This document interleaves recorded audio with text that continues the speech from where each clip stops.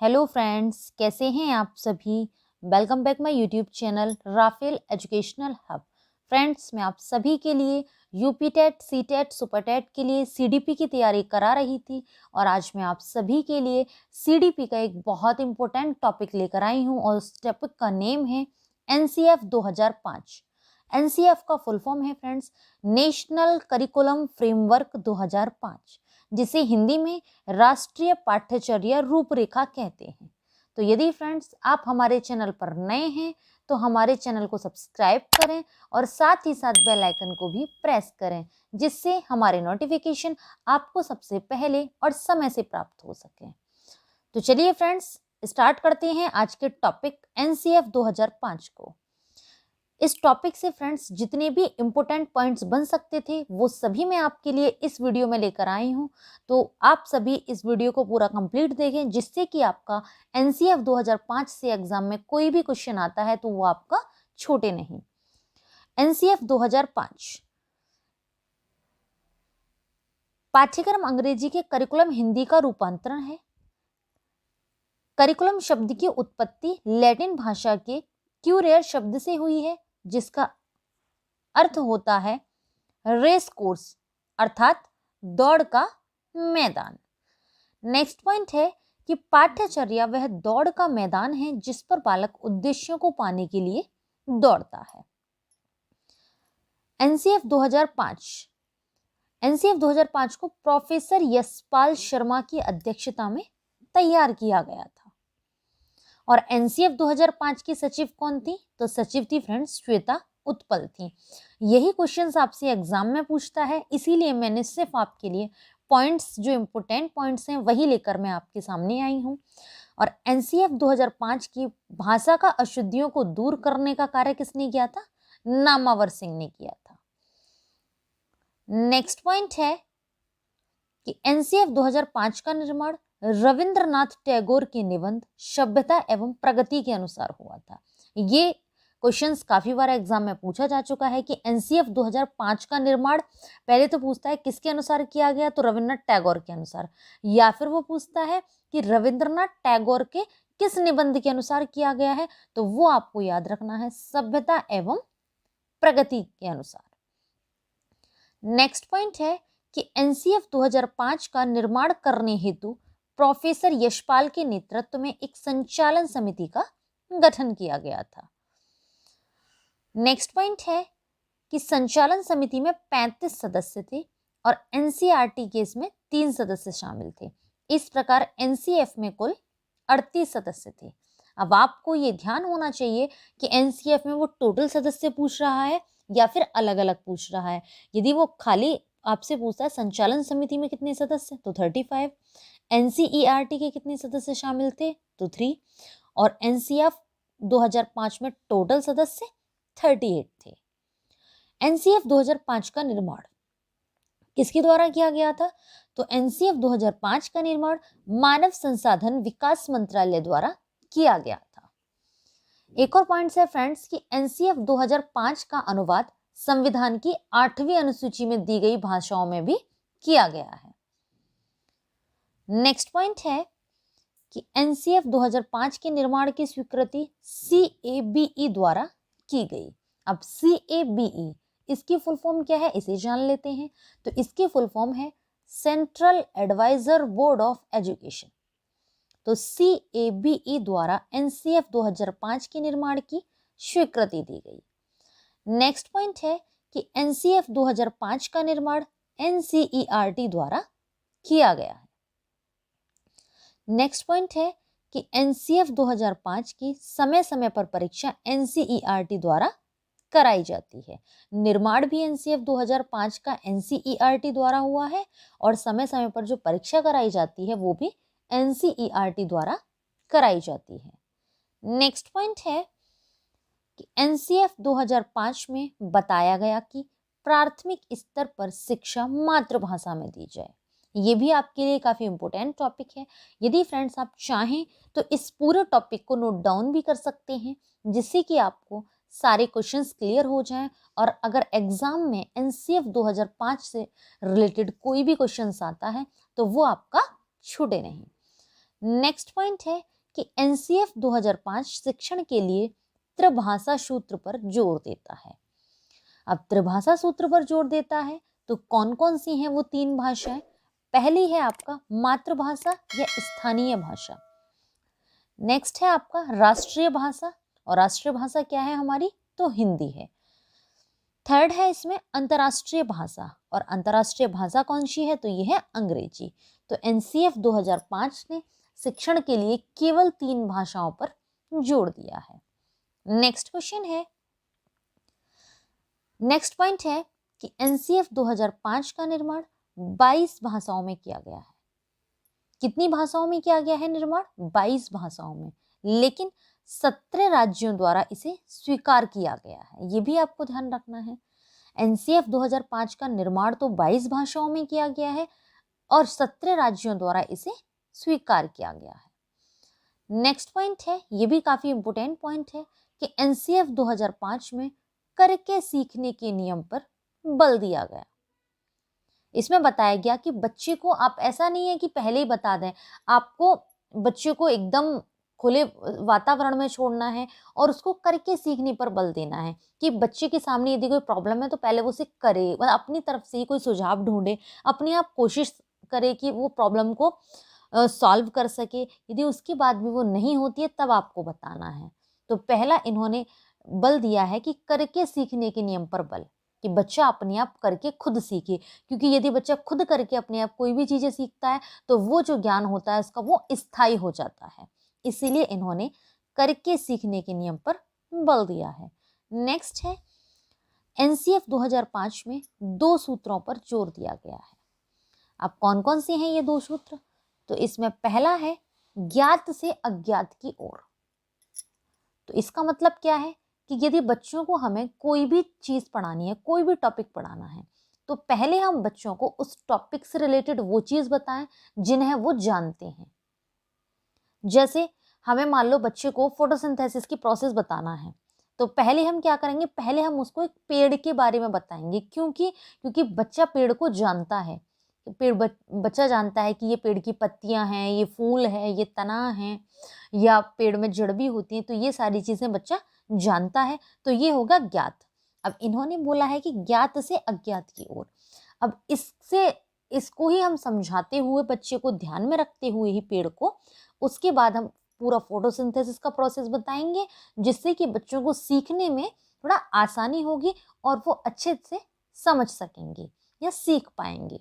तो एनसीएफ 2005 में यही कहा है इन्होंने कि बच्चों को ज्ञात से अज्ञात की ओर सिखाया जाए। नेक्स्ट इन्होंने जो सूत्र पर बल दिया है वो है आपका मूर्त से अमूर्त की ओर। इसका मतलब क्या है?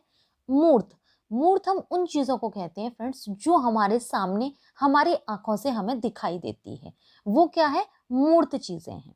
और अमूर्त क्या है? जो हमें दिखाई नहीं दे रही है। तो बच्चों को यदि हमें कोई भी टॉपिक पढ़ाना है तो पहले हमें ये कोशिश करनी है कि उस टॉपिक से रिलेटेड जो भी चीज हमें दिखाई दे रही है, पहले हम बच्चों को वो बताएं, और फिर उसको ही ध्यान में रखते हुए बच्चों को, उसके बाद उसे आगे बढ़ाया जाए, उसके बाद उसे अमूर्त चीजों की ओर ले जाया जाए। तो इन्होंने यही कहा है कि मूर्त से अमूर्त की ओर बच्चों को शिक्षण दिया जाए। नेक्स्ट पॉइंट है, एनसीएफ 2005 संरचनावाद अथवा निर्मितवाद की अवधारणा पर बल देता है, जिसमें छात्र स्वयं ज्ञान का निर्माण करता है और शिक्षक सुविधा प्रदाता की भूमिका निभाता है, न कि निर्देशनकर्ता की। ये क्वेश्चंस फ्रेंड्स सीटेट यूपीटेट दोनों में पूछा गया क्वेश्चंस है। लेकिन क्वेश्चन किस तरीके से पूछता है? वो उसमें पूछता है कि एनसीएफ 2005 के अनुसार शिक्षक की भूमिका है। उसमें वो आपको ऑप्शन देता है निर्देशनकर्ता की, सुविधादाता की, परामर्शकर्ता की, या इनमें से कोई नहीं। तो आपको पता होना चाहिए, यदि आप पूरा टॉपिक ये पढ़ेंगे तो आपको क्लियर हो जाएगा। तो जैसा कि इस टॉपिक में आपको बताया है कि शिक्षक सुविधा प्रदाता की भूमिका निभाता है, तो आप इसको सही कर पाएंगे क्वेश्चंस को। नेक्स्ट पॉइंट है, एनसीएफ 2005 के तहत शामिल किए जाने वाले 5 अध्याय। एनसीएफ 2005 ने 5 अध्यायों को शामिल किया था। कौन कौन से हैं? पहला है आपका परिप्रेक्ष्य, नेक्स्ट है आपका सीखना और ज्ञान, थर्ड है पाठ्यचर्या के क्षेत्र स्कूल की व्यवस्था व आकलन। और फोर्थ है आपका विद्यालय और कक्षा का वातावरण। और नेक्स्ट है आपका व्यवस्थागत सुधार। तो ये 5 अध्याय हैं। नेक्स्ट पॉइंट है कि एनसीएफ 2005 ने 5 मार्गदर्शी सिद्धांत पर बल दिया। ये 5 मार्गदर्शी सिद्धांत से क्वेश्चंस हमेशा सीटेट यूपीटेट में पूछ लेता है और सीटेट में तो काफी बार क्वेश्चंस पूछा गया है। ये क्या करता है कि 5 मार्गदर्शी सिद्धांत दिए हैं इन्होंने, ये इनमें से यदि इसको पूछना होता है कि कौन सा है तो ये इनमें से एक पॉइंट्स इसमें से रख देते हैं और 4 अदर पॉइंट्स रख देते हैं। यदि ये पूछते हैं कि एनसीएफ 2005 में से 5 मार्गदर्शी सिद्धांतों में से कौन सा नहीं है तो ये इनमें से 4 राइट आंसर्स रख देते हैं और एक अलग से रख देते हैं। तो इसीलिए आपको इसके जो 5 मार्गदर्शी सिद्धांत हैं वो पता होना चाहिए, तो आपका क्वेश्चन ये गलत नहीं होगा। तो कौन कौन से हैं वो 5 मार्गदर्शी सिद्धांत, ये देख लेते हैं। फर्स्ट है आपका कि पढ़ाई को रटने की प्रणाली से मुक्त किया जाए।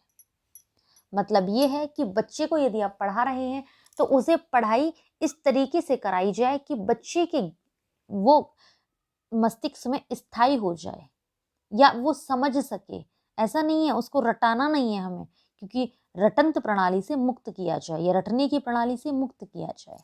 बच्चे को चीज़ों को सिखाना है, समझाना है, ना कि रटाना है। नेक्स्ट है आपका पॉइंट इसमें कि ज्ञान को विद्यालय की बाहरी जीवन से जोड़ना। कि यदि हम बच्चे को जो भी ज्ञान दे रहे हैं वो ऐसा नहीं है कि सिर्फ विद्यालय तक ही सीमित रहे या आपकी एक कक्षा तक ही सीमित रह जाए। नहीं, जो हम बच्चे को ज्ञान दे रहे हैं वो क्या है, विद्यालय का जो भी बाहरी जीवन है उससे भी हमें जोड़ना है। नेक्स्ट पॉइंट है इसमें कि पाठ्यचर्या इस तरह की हो कि वह बच्चों को बहुमुखी विकास के अवसर प्रदान करे, न कि पाठ्य पुस्तक केंद्रित बनकर रह जाए। इसमें बोला गया है कि बच्चों का जो पाठ्यचर्या तैयार की जाए, जो करिकुलम तैयार किया जाए बच्चों को पढ़ाने के लिए, वो इस तरीके का हो जिससे कि बच्चों का बहुमुखी विकास हो, मतलब हर क्षेत्र में विकास हो। ऐसा नहीं है कि सिर्फ हम पाठ्य पुस्तक पढ़ा रहे हैं, बच्चों ने पढ़ लिया, रट लिया, कोई भी टॉपिक हुआ और वो बच्चों ने याद करके रट के एग्जाम दे दिया और अच्छे मार्क्स ले लिए। ऐसा हमें बिल्कुल नहीं करना है। हमें ऐसा करिकुलम तैयार करना है जिससे कि बच्चों के बहुमुखी विकास के अवसर प्रदान कर सके। नेक्स्ट पॉइंट है इसमें कि परीक्षा को अपेक्षाकृत लचीला बनाया जाए। लचीला बनाया जाए और कक्षा कक्ष की गतिविधियों से जोड़ा जाए। कि जो भी बच्चों के लिए जब परीक्षा कराई जाती है, जैसे हाफ ईयरली है, एनुअल है, तो इनको कैसा बनाया जाए, लचीला बनाया जाए।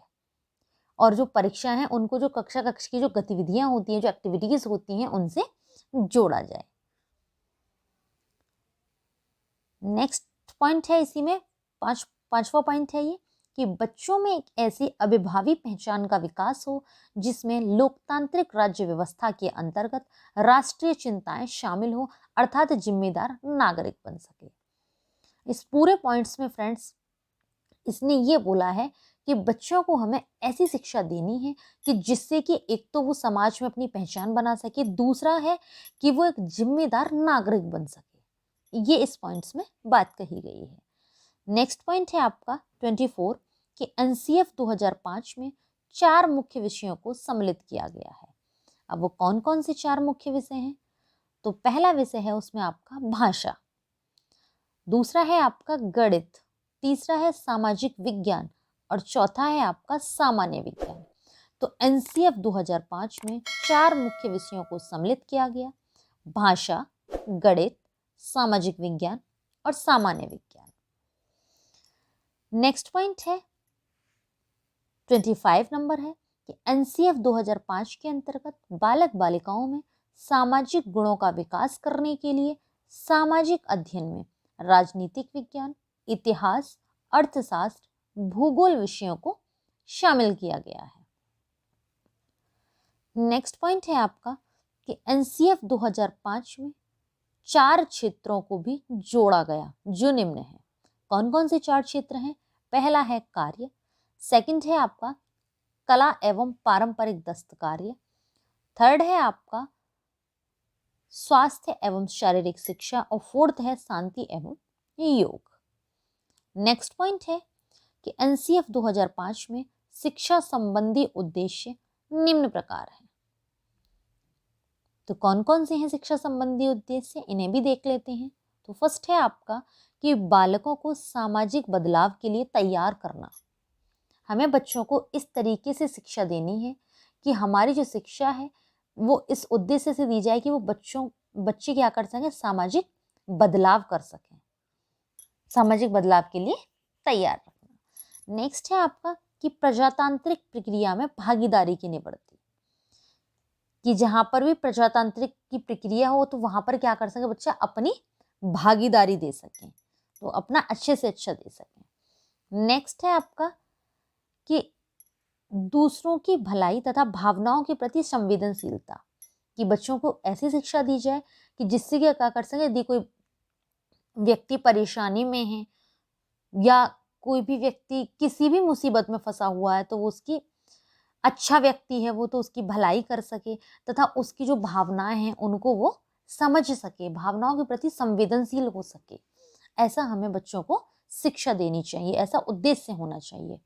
नेक्स्ट है आपका कि परिस्थितियों में होने वाले परिवर्तनों का सामना करने के लिए बालक को उस योग्य बनाना। इस पॉइंट्स में आपसे कहा क्या है फ्रेंड्स, कि बच्चों को इस तरीके की शिक्षा देनी चाहिए कि यदि वो किसी भी परिस्थिति में फंसे हुए हैं तो वो उन परिस्थितियों को देखकर घबराए नहीं, बल्कि उन परिस्थितियों का सामना करते हुए उस परिस्थिति से आगे निकल सकें, उसका हल खोज सकें। ऐसा बच्चों को हमें योग्य बनाना है शिक्षा के माध्यम से। नेक्स्ट है आपका कि बच्चों में विचार और कर्म की स्वतंत्रता, कि बच्चों जो सोचते हैं, बच्चों के जो विचार हैं और उनके जो कर्म हैं उनको स्वतंत्रता प्रदान की जाए। कभी कभी आपने देखा होगा कि बच्चे यदि कुछ पूछते हैं तो टीचर्स क्या करते हैं कि उनको चुप से बिठा देते हैं। यदि टीचर्स को नहीं आ रहा है या कोई भी प्रॉब्लम है तो वो क्या करते हैं कि बच्चों को बिठा देते हैं, चिल्ला करके, उसे डांट करके। तो बच्चा फिर क्या होता है कि अगली बार यदि उसके मन में कोई भी जिज्ञासा है तो वो आपसे नहीं बताएगा, या फिर उसके मन में कोई भी कैसा भी विचार है तो वो आपके साथ शेयर नहीं करेगा। इसीलिए हमें बच्चों के विचार और जो कर्म है उनको स्वतंत्रता देनी चाहिए। उसके बाद यदि वो बच्चा गलत कर रहा है तो हमें उसे अच्छे से प्यार से समझाना चाहिए, न कि उसे डांटना चाहिए। तो फ्रेंड्स, आप सभी को हमारा वीडियो कैसा लगा हमें नीचे कमेंट बॉक्स में कमेंट करके ज़रूर बताएं। यदि आप सभी को हमारा वीडियो अच्छा लगा हो, यूज़फुल लगा हो, तो हमारे वीडियो को लाइक करें और ज़्यादा से ज़्यादा लोगों को शेयर भी करें। यदि फ्रेंड्स आपने CDP के इसे प्रीवियस वीडियो नहीं देखे हैं तो नीचे डिस्क्रिप्शन में लिंक दिया हुआ है, आप हमारे दिए हुए लिंक पर क्लिक करके CDP के प्रीवियस वीडियो देख सकते हैं। और CDP के जो प्रीवियस वीडियो हैं फ्रेंड्स वो आपके लिए UP टेट CTET के लिए काफ़ी हेल्पफुल हैं। Thanks for watching video friends.